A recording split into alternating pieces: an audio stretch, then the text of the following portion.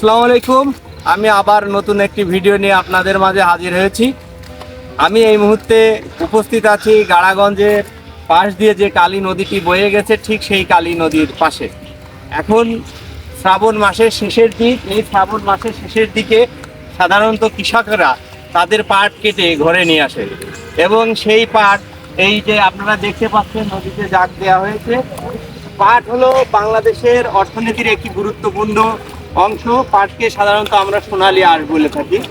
পাট, এই সকল পাট বিক্রয় করে আমাদের বাংলাদেশিরা বৈদেশিক যে মুদ্রা, সেই মুদ্রা অর্জন করে থাকে।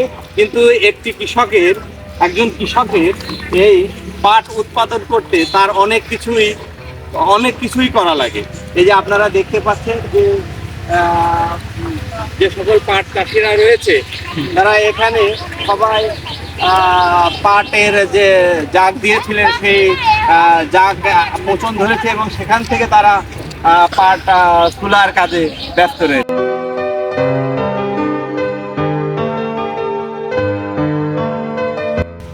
পাটকে সাধারণত বাংলাদেশের অর্থনীতির একটি গুরুত্বপূর্ণ অংশ হিসেবে বিবেচনা করা হয়। এই পাট বিদেশে রপ্তানি করা হয়, কিন্তু এই পাটের পিছনে একজন কৃষকের প্রচুর পরিমাণ পরিশ্রম রয়েছে। পাট বোনা থেকে শুরু করে পাট জাগ দেওয়া পর্যন্ত একজন কৃষককে হাড় ভাঙা পরিশ্রম করতে হয়। আমি ঠিক এই মুহূর্তে একজন পাট চাষির কাছে এসেছি। আমি জানতে চাচ্ছি যে বর্তমান এই বছর পাটের কেমন ফলন হবে এবং তারা পাট নিয়ে কতটা খুশি। এই যে আমরা দেখতে পাচ্ছেন একজনের সাথে কথা বলার চেষ্টা করছি। হ্যাঁ, এই যে আচ্ছা, আপনার এখানে কত টিকে জাগ আছে? গাছ মেলা আছে, পাটে তেমন এবার একটু করে ফলন নেই। আপনি কি কি পাটের কি বাজার কেমন? বাজার 25, 26, 27, উপরে 28। পরিশ্রম, আপনারা যে পরিশ্রমের টাকা হয় না। তার মানে আপনি বলতে চাচ্ছেন যে পাটের দামটা যদি আরেকটু বেশি হতো তাহলে আপনাদের মতন কৃষকরা ব্যস্ত। পাটের কালার তো এবার খুব সুন্দর হয়েছে। খারাপ না, ভালোই হয়েছে। ধন্যবাদ আমার মামাকে। সে একটা বিশেষ মেসেজ দিয়েছে। সেই মেসেজটা হচ্ছে যে এই পাটের দামটা যেন একটু বেশি হয়, বেশি হলে চাষি বাঁচিয়ে যায়, চাষিরা বাঁচতে পারে। প্রচুর খরচ।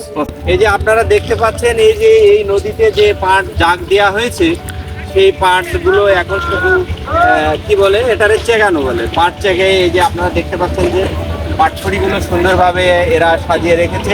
এই পাটখড়িগুলো একসময়, এই পাটখড়ি বা পাটছোলা যাই বলেন, এগুলো কিন্তু একসময় বিক্রয় করা হবে।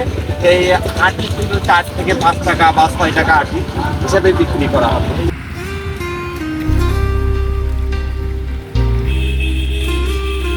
যে এই প্রান্তকে ঘিরে তারা একটা উৎসব করেছে এবং আপনারা দেখতে পাচ্ছেন যে পাটের ফলন মোটামুটি ভালোই হয়েছে। যে আপনারা দেখতে পাচ্ছেন যে এই যে দেখেন পাটের কালার, এবং কালারটাও সুন্দর আছে।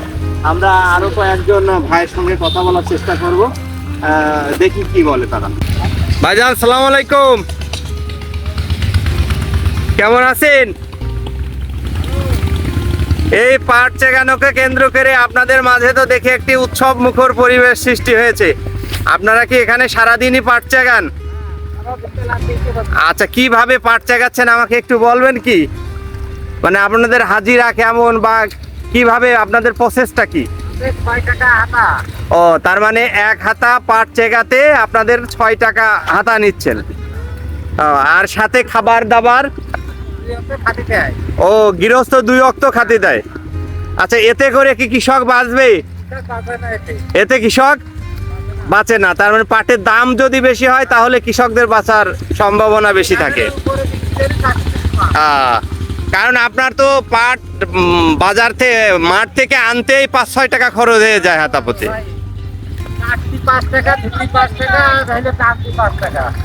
আচ্ছা, আমরা আরো 2-1 কৃষকের সঙ্গে কথা বলার চেষ্টা করব, দেখি তাদের মন্তব্য। আমরা আরেকজন কৃষক ভাইকে পেয়েছি, আমরা তার কাছে একটু জানতে চাচ্ছি যে উনি এই যে কালী নদী, এই কালী নদীতে ওনার কতটি জাগ রয়েছে? আসসালামু আলাইকুম। ওয়ালাইকুম আসসালাম। এই কালী নদীতে আপনার জাগ রয়েছে কতটি? জাগ বেশি না, অল্প জাগ, কিন্তু চাষ করে তো কোনো লাভ হয় না। কেন একটু বিস্তারিত বলবেন কি? চাষ করে লাভ হয় না এই কারণে, ধরেন হাত থেকে আপনার এই পাট নিম্নত 10 টাকা 12 টাকা আটি নেয়, ভুইতে জাগ দিয়ে উঠছি। আচ্ছা, আপনি যখন ভূত থেকে কেটে বা ভুইতে কাটলেন তখন আপনি কত টাকা বিঘা কাটছিলেন? বিঘে কাটিলে আমার তো 4000 টাকা বিঘে। 4000 টাকা বিঘে আনার সময়? আর ভুইতে রাস্তায় ঘাটাতে নিয়েছে 2.5 টাকা হাতা, 2.5 টাকা হাতা। আসতে নিয়েছে 2 টাকা, ওই রাস্তায় না আসতে নিয়েছে 2 টাকা হাতা, 2 টাকা হাতা। আর ধুতি নিয়েছে 5 টাকা 5.5 টাকা হাতা তাহলে তো অনেক খরচ হয়ে যাচ্ছে। খরচ। আচ্ছা, আপনারা যারা আমার এই ভিডিওটা দেখবেন বা দেখছেন তাদের কাছে তারা এই পাট চাষিদের এই কথাগুলো একটু গুরুত্ব সহকারে শুনবেন। তারা বলতে চাচ্ছে জমি থেকে উৎপাদন করে পাট জাগ দেয়া থেকে বাজারজাতকরণ পর্যন্ত যে টাকা খরচ হয় তার আমরা পাই। কৃষকরা সেই টাকাটা পায় না। পায়। তারা তাদের একটাই দাবি যাতে এই পাটে তারা ন্যায্য মূল্যটা পায়। তো সবাই ভালো থাকবেন, সবার সুস্বাস্থ্য এবং দীর্ঘায়ু কামনা করে আমি আমার ভিডিও এখানেই শেষ করছি। আল্লাহ হাফেজ।